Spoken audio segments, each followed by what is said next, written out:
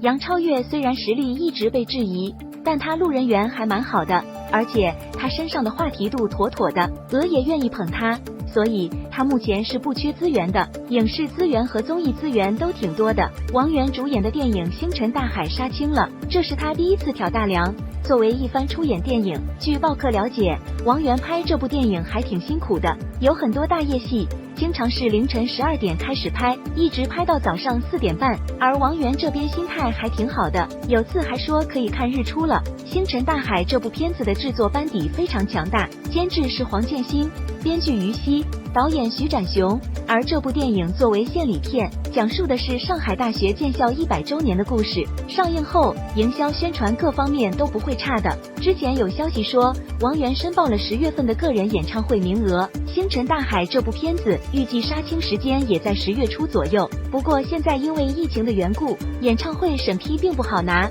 如果顺利通过的话，王源就得一边拍戏一边筹办演唱会。现在4字在电影方面的实力自不用说，3字也凭借断桥中的表现，开始往实力派小生的方向靠拢。相比之下，王源在影视方面的成就要稍微逊色一些。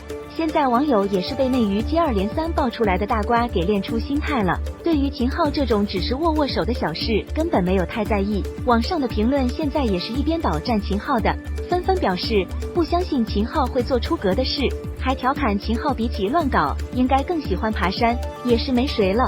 所以这次牵手风波根本没影响到秦昊什么。另外，秦昊和伊能静的感情状况确实是没什么大问题的。秦昊这个人比较直男，而伊能静有点像活在言情剧里的作精女主。虽然两人常常不在一个频道里，但也就是像平常老百姓一样过普通日子。秦昊还挺包容伊能静的。报客暂时没听说两人有婚变之类的消息。